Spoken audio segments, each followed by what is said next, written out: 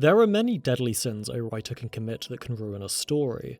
They can break the internal consistency of their world, perform a jarring tonal shift that takes away the drama of a scene, or simply not account for a glaring plot hole. The sin that I personally find the foulest, however, is character assassination. That moment when we've had a really interesting or compelling character built up over a period of time, and then something happens in the story that breaks your believability in them or makes you hate them. Especially if the story is a character study, then this can be enough to turn you off of a franchise completely. You've invested your time and emotional energy into seeing this character's journey, and now it's been snuffed out.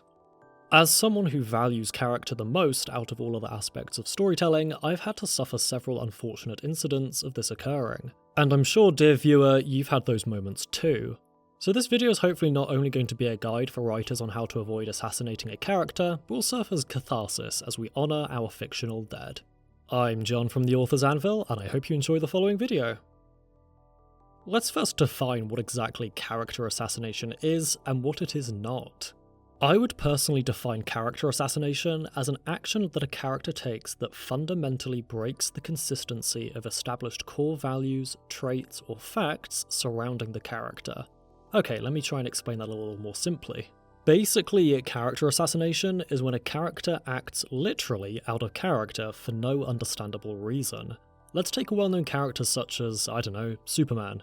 Unless you're a certain edgelord who has a hard-on for slow-mo, Superman is commonly established as a morally good man who loves humanity and vows to protect those weaker than him at all costs. He doesn't kill, steal, or torture people. He's a pretty swell guy. Now, imagine if halfway through his Superman story, he saved someone, set them down, brutally strangled them to death, then looked directly into the camera and said, "It's Supin time."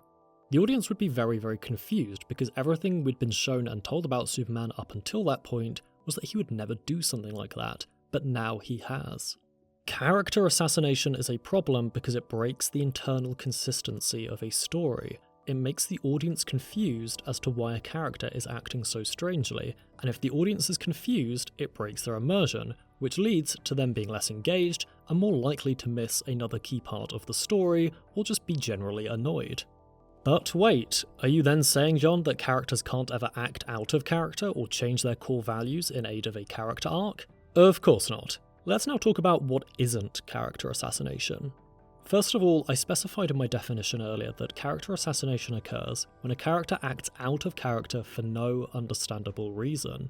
Obviously then, you might have instances where a character is being forced to act out of character or is being influenced or manipulated or having a magical effect put on them. Going back to the Superman example, there are many stories where Clark is exposed to red kryptonite, and when that happens, red kryptonite takes away his moral compass. These stories revolve around the other characters trying to turn him back to normal while Clark does terrible things. The point here is that it is not the genuine Clark doing these terrible things. He has been involuntarily changed by an outside influence. He has no choice as to whether red kryptonite affects him or not. Therefore, he is not morally responsible for his evil actions.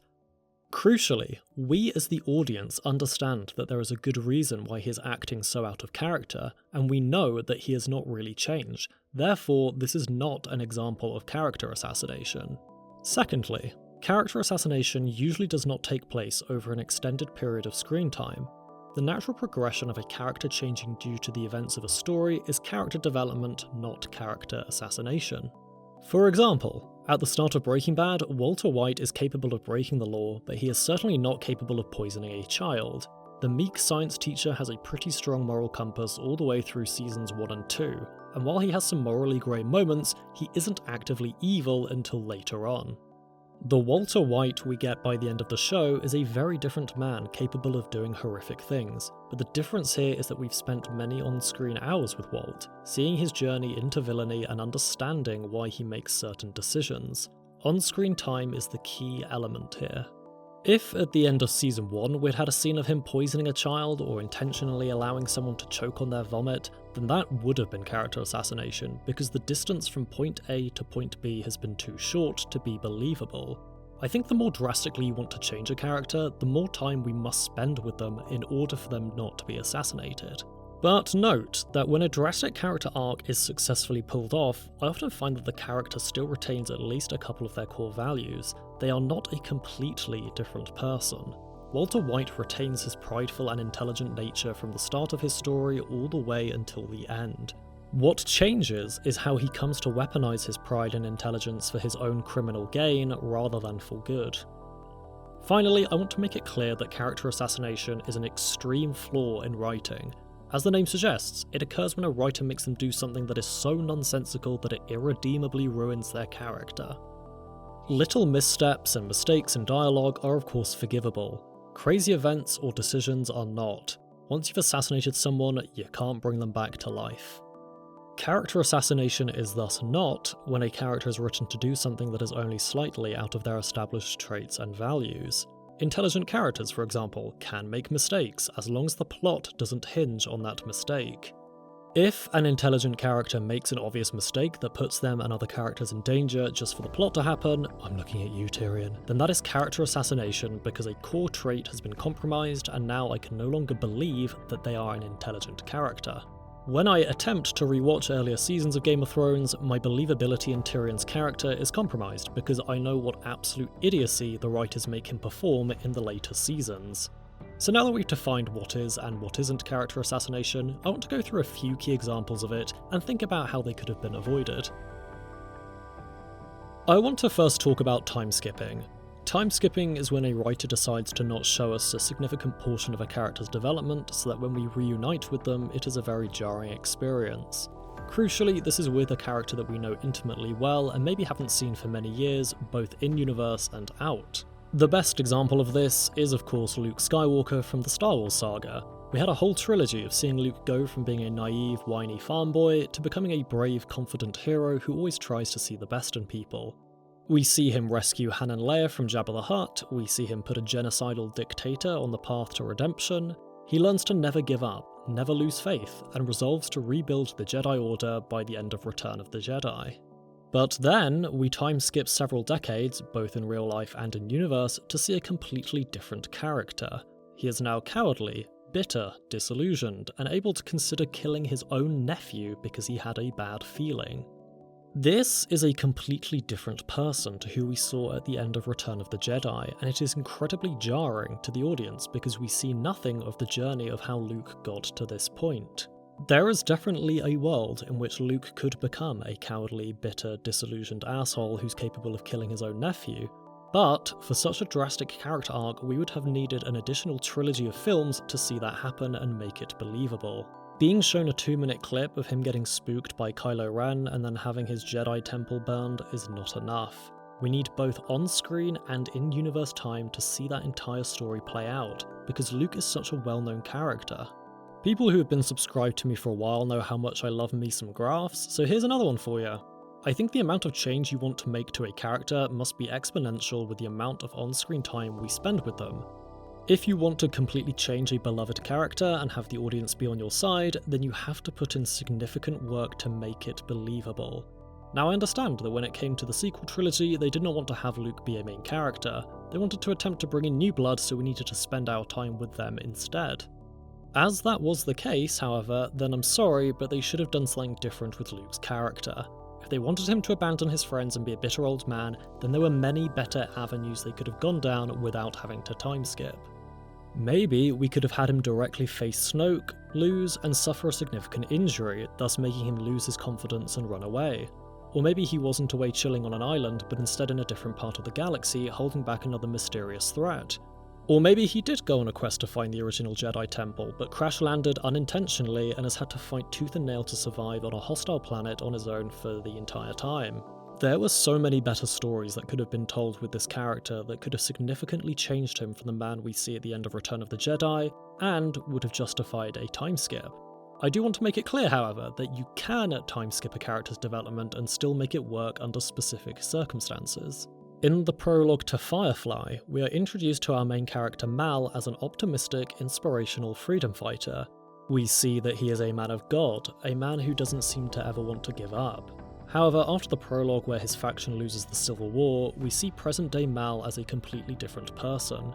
He is now cynical, working as a smuggler, and is morally grey. So why is this not character assassination? Well, think back to what I said at the start of this section. time skipping is a problem when we intimately know a character and have already spent significant on-screen time with them.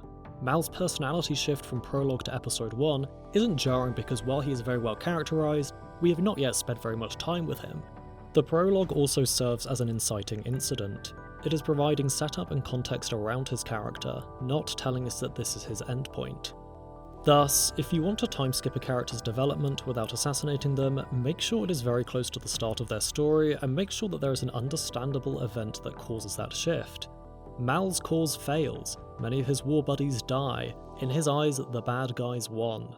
You can absolutely understand why this event caused such a drastic change in his character. Luke Skywalker, on the other hand, had a bad dream.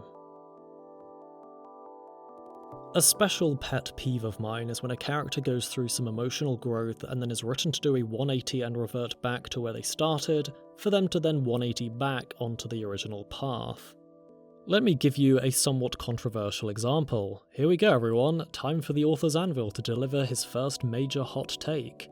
At the start of Season 2 of Avatar: The Last Airbender, Prince Zuko and his uncle Iroh are almost captured and taken hostage by his sister Azula. They become fugitives of their own nation because of their failure to catch the Avatar and for other reasons I won't go into at this point.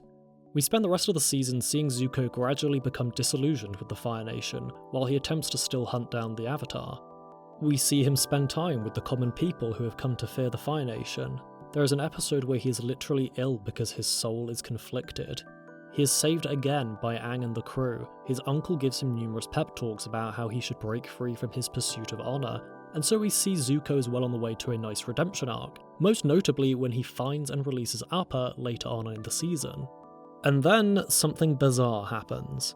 In the final episode of Season 2, after his sister has spent the entire season lying to him, humiliating him, chasing him down, and generally being a bitch, at a critical moment Zuko chooses to join her rather than help Aang and his uncle. This moment was a complete 180 of his redemption arc. Remember that Aang and the others have now saved his life numerous times, and he even had that big moment with Uncle Iroh where he chooses to discard the path laid out by his abusive father. But no, a few words from his lying psychopathic sister makes him abandon his redemption arc with barely a hesitation.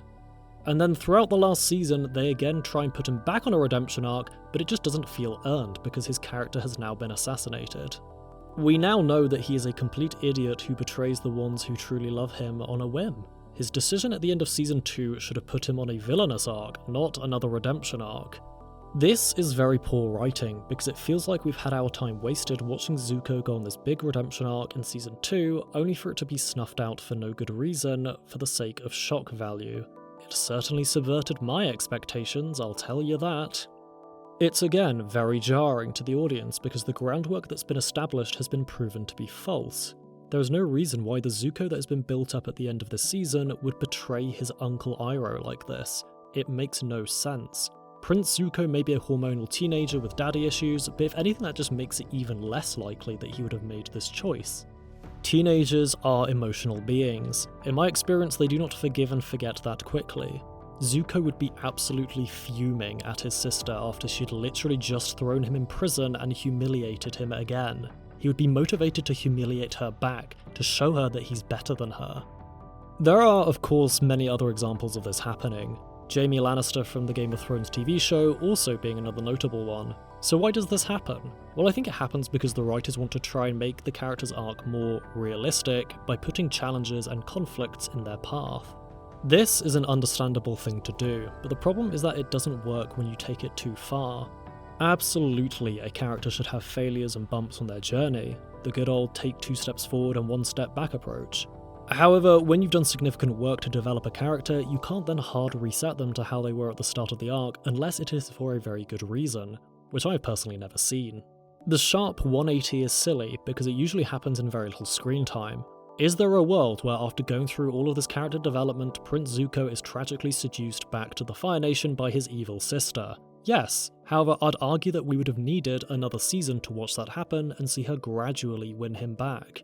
As always, if you want to have your shocking twists and expectations subverted, you must put in on-screen and in-universe time to pull it off. Or you must have written the character in such a way that their conflicted personality makes sense. I have actually done a video about this where I explain how this is done. You should totally go check it out if you want more context around this. To sum up this section, let me say this. It's fine to give your character arcs obstacles and moments of doubt, however you must be careful not to overdo it. The more time you spend laying the groundwork for one thing to happen, the more jarring it is for the character to 180. If you cannot put the time in or you're just doing it for shock value, then I'm sorry, but think of something else. And also, don't try and then 180 back to the original arc you were going for and hope that the audience just forgets that you assassinated the character. You might fool some people, but you won't fool everyone. Finally, I want to wrap up this video and talk about the real deep issue here. Character assassination almost always involves a character's core value being forgotten or trampled on for no good reason. What better dead horse to flog than Daenerys Targaryen from the Game of Thrones TV show? In the last season, she infamously commits mass murder with dragonfire on the innocent civilians in King's Landing for no other reason than, she was mad at Cersei? Instead of flying straight to the Red Keep and cooking Cersei alive, she literally does laps of the city, burning and killing as much as she can. Let's go back, shall we, to a time when Game of Thrones was competently written, and we spent considerable time with Daenerys in seasons 1 to 4. Daenerys starts off as a meek young woman who gets abused and shoved around by her older brother. Under Khal Drogo and the Dothraki, she eventually develops a toughness and finds her ancestral Valyrian badassery, but she also retains her heart. You see, while being badass, Daenerys is also frequently depicted as caring and loving to the weak and innocent. She sees herself in those who cannot defend themselves because she was once like them. That's why she spares Mirri Maz Duur. That's why she continues to lead the feeble remnants of Khal Drogo's Khalasar after he dies, and that's why she eventually goes on her slave-freeing crusade. However, understandably, she also has a dark side. Due to being an abused child and then being part of a brutal nomadic war tribe, Daenerys has a very harsh sense of justice against bad people. Bad people, in her eyes, being those who threaten, abuse, and harm the innocent. That's why she's chill when Viserys gets his crown of gold, that's why she slaughters the slave masters at Yunkai, and that's why she slaughters a load more slave masters at Meereen. These people are not very nice, and while we can debate whether capital punishment is a correct fate for them or not, I think we can at least all agree that they deserve some punishment for what they've done to people.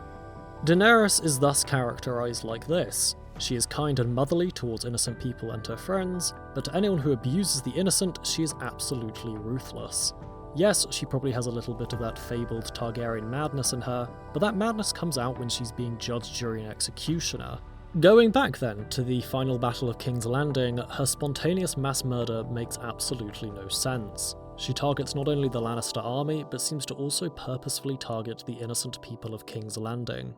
And worst of all, after she wins the battle, there is absolutely no remorse for what she's done. There is no self-awareness, there is no moment of doubt. She apparently completely believes that what she did was justifiable. This is classic character assassination. One of her core values has been completely destroyed in the name of shock value and subverting our expectations. There has been nothing in the moment leading up to this that would suggest that Daenerys would ever consider intentionally killing so many innocent people. Is there a world in which perhaps Daenerys gets so angry she nukes the Red Keep to kill Cersei and in the process kills lots of innocent people as collateral damage?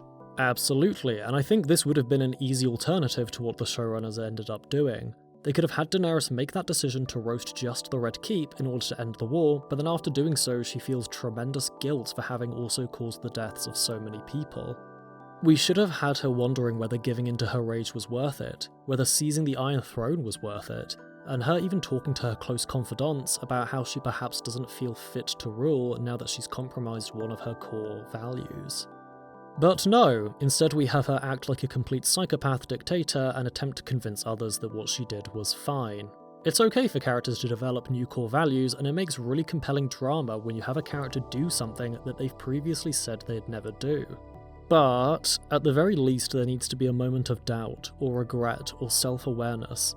I would again remind you of Walter White from Breaking Bad, who's spent his entire journey doing terrible things for the sake of giving his family a better life. One of his core values is the well-being of Skylar, Walter Jr. and Holly, but we have that scene in the infamous Ozymandias episode where he fights and flees from them.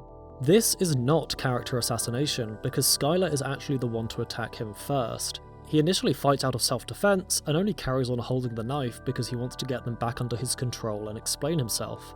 And then crucially, the glass shatters. It is very clear in this moment that he realizes what a monster he's become. He just got into a physical fight with his family because they wouldn't run away with a drug kingpin who's being chased by Nazis. He realizes that he is now a terrible person and then decides to actually protect his family by intentionally painting himself as the villain. Vince Gilligan and the writers of Breaking Bad spent painstaking effort to transform the ordinary science teacher into the horrifying drug lord, so that when his core value is compromised, it makes complete sense and doesn't ruin Walt's character. If anything, it adds to his character. This was not the case with Daenerys, where there was no good reason why murdering literally thousands of innocent people would help her achieve her goals or get revenge on Cersei. Unlike Daenerys, Cersei has absolutely no care for the common person. She only cares about herself, so if Daenerys thought that killing the innocent would be a good way to get revenge, that is just categorically wrong. Really, this final point encapsulates everything else that we've talked about in this video. You cannot compromise a core value after time-skipping their character development. Compromising a value of theirs after building up their character to do something else is also just a really stupid idea. You have to be incredibly careful if you want a character to compromise a core value of theirs. Think before you do. So let's wrap up what we've talked about in this video. Character assassination most commonly occurs when a character's core value or personality trait is compromised for the sake of shock value or drama. It can occur after a time lapse, or can happen as a 180 gut-wrench turn out of nowhere. Preventing character assassination is actually quite simple. Do the work in showing us a character's progression over a period of time and commit to it fully. Absolutely put bumps and stumbles in their journey, but do not go over the top with it. Think about your character's core values and traits, and if you must sacrifice one of them for the sake of drama, then thoroughly foreshadow it and maybe twist that value rather than completely destroy it. Character assassination can happen in any kind of story in any medium. Whenever and wherever it happens, it is at the least very irritating to the audience, and at the most quite upsetting. You might hear certain arguments when it comes to speculative fiction, like, oh, well it's all made up nonsense, or, in a world with magic and spaceships, why is it so unbelievable that a character would act in a certain way? These kinds of arguments likely come from people who do not understand the value of good storytelling. It doesn't matter if the world or universe in which a story takes place is fictional. If the story has characters with human-like traits, then they are still characters who we can relate to and care about. You might be wondering as well why I'm so impassioned about this. After all, this is just fiction. Real people aren't actually being assassinated here. Well, just remember that many people can draw inspiration, learnings, and meaning from fictional characters. People can see themselves in fiction or understand those different from them through well-written characters. So when you assassinate a character, you're not just making us feel as though our time was wasted, you are also potentially taking away someone's love for something. Not to mention if they've named their pet after a character and then that character gets assassinated, it can be super awkward. Even worse if they named a child after them. And on that note, we're at the end. Thank you so much for watching. Hope you enjoyed it and learned something. For other fictional musings for your curious mind, check out the rest of my channel. I cover a whole range of stories, universes, and writing topics, so I'm sure there's something fun for you to discover. Have a great day and see you in the next video.